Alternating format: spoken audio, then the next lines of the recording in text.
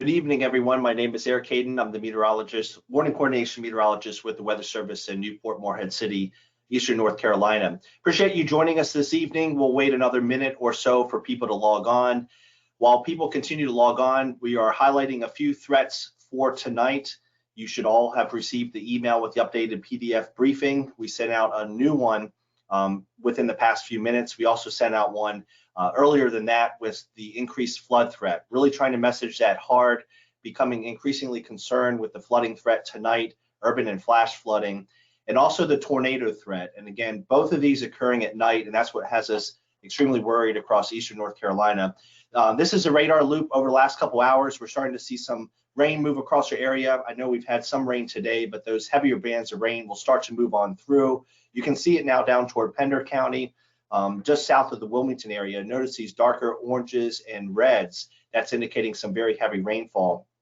What's going to happen over the next couple hours, that rain is going to shift into our area and then really set up for the rest of the night. And we're concerned that rainfall rates will be at least an inch or more per hour, and that will cause the potential for that flash flooding and urban flooding across Eastern North Carolina.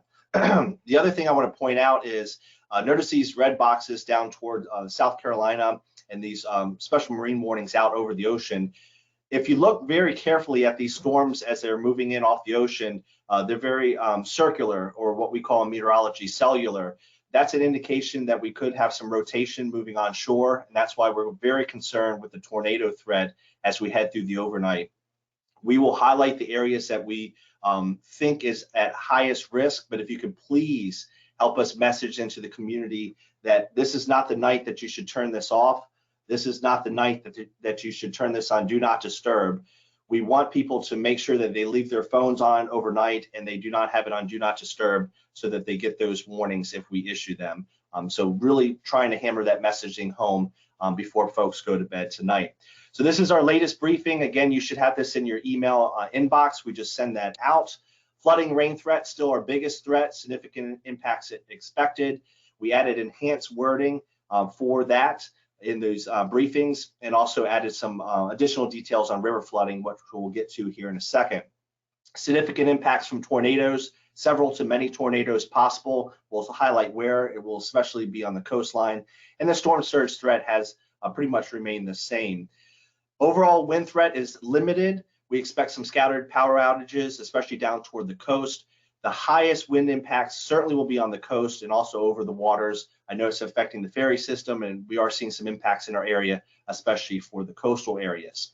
Threat levels, again, the highest threat, flooding rain, but you'll notice that we increased the tornado threat as well, and that has increased with that enhanced threat, especially along the coastal areas, and also increased the river flooding threat, which we'll show you a graphic on coming up. As far as Idalia, in terms of the Idalia, the track, still pretty persistent, moving near or along the North Carolina coastline overnight tonight into Thursday morning. Impacts will begin in a few hours and they'll last into the day on Friday. So even as the center continues to move away, you'll notice the 2 a.m. Center point is well out to sea because of a very strong area of high pressure coming in from the north, and the gradient between that high and the tropical storm out to sea. We still expect enhanced winds right through Friday night. Maybe not tropical storm force, but still quite breezy, and that will keep our water levels elevated right into the weekend. And this is also a really good educational opportunity, a good reminder that impacts can occur well away from the center. A lot of people love this forecast cone, and it does have utility to show you where we think the center of the storm will go, and that is expected to pass near or just to the south of our area, but we will have impacts well away from it. So just a reminder that we do not want people thinking that they're out of the cone and they are not going to be impacted. That's why we show you graphics like this. Areas outlined in red have the greatest potential for significant flash flooding. This is in the next couple hours and then through Thursday. We're really concerned with those extreme rainfall rates leading to urban and flash flooding, perhaps prompting water rescues and evacuations.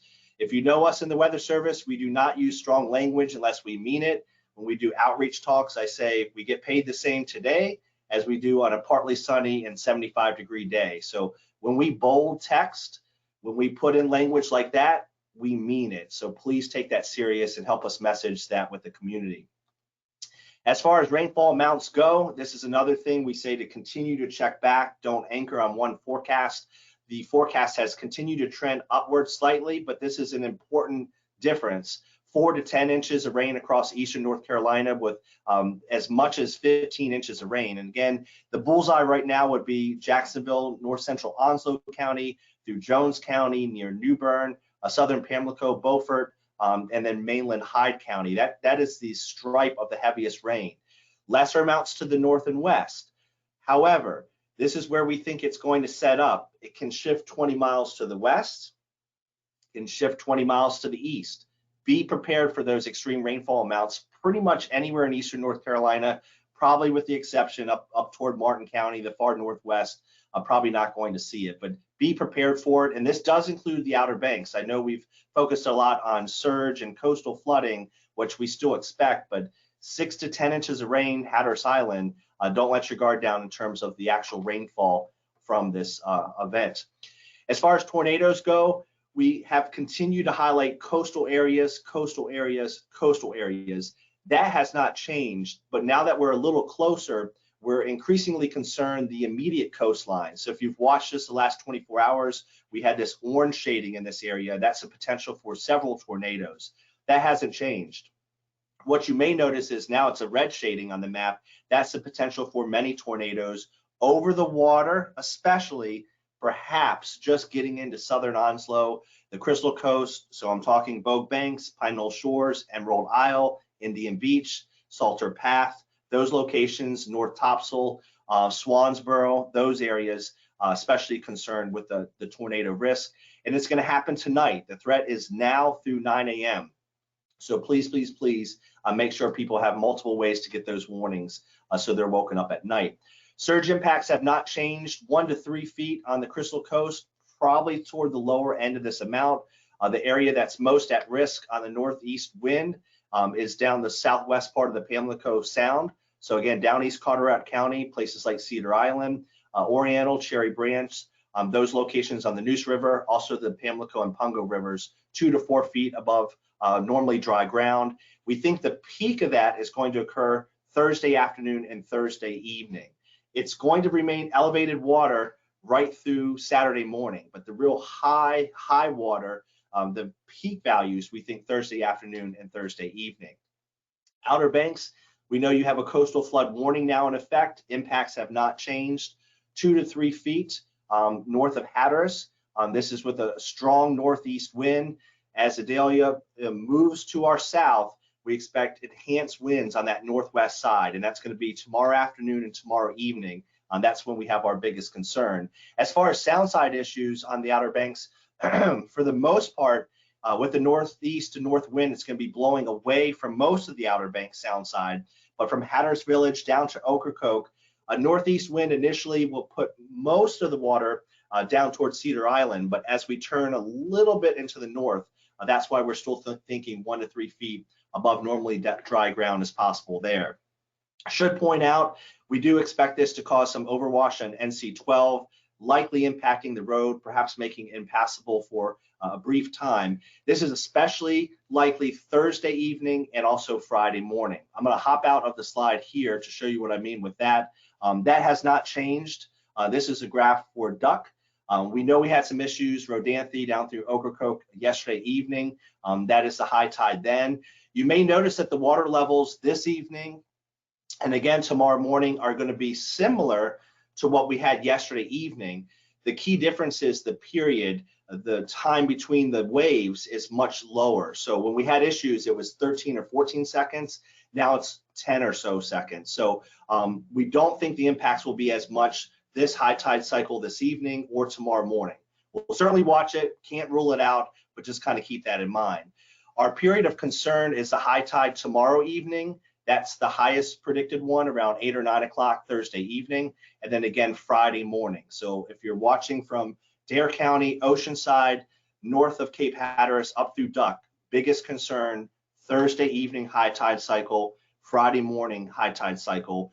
And again, ocean overwash expected, and we are vulnerable because of the dune erosion that we had with Franklin. So please keep that in mind.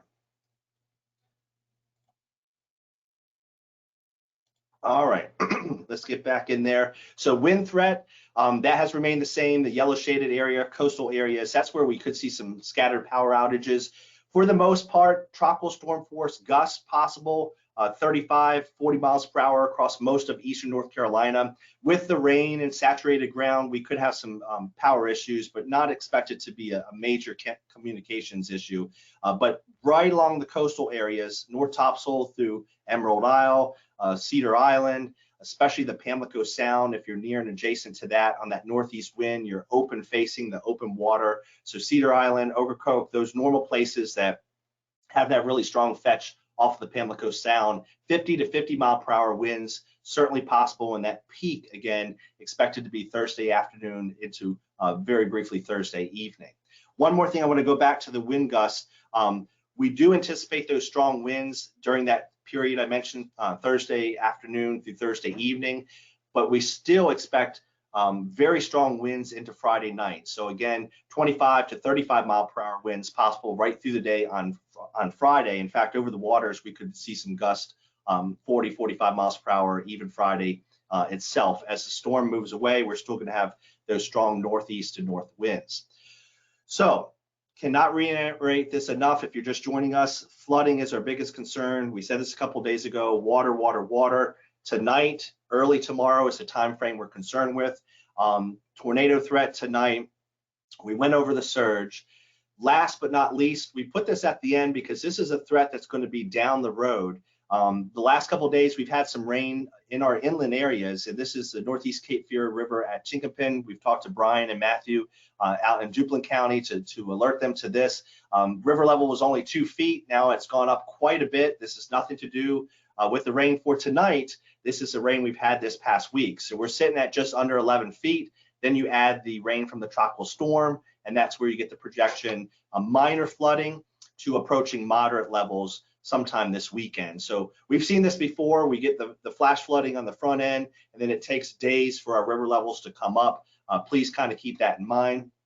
The other hot spot that we're watching, Trent River west of Trenton, approaching minor flood stage, again, not until later on Friday and perhaps into Saturday itself.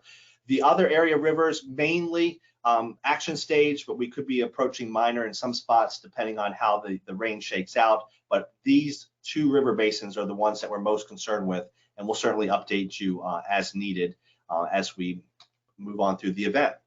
I mentioned the wind threat, again, mainly for the coastal areas, so we've pretty much already covered that. Key takeaways, confidence is high. Again, the event is ongoing here in the next couple hours. Just to reiterate, if you are joining us, the significant impacts from the urban and flash flooding tonight, 4 to 10 inches of rain, isolated up to 15, and then the minor to moderate river flooding possible into the weekend, and several to many tornadoes possible here overnight tonight. So at this point, we'll turn it over to you with any questions. Again, you can ask them via the chat. You can also raise your hand and we will unmute your mic, and you can certainly do that.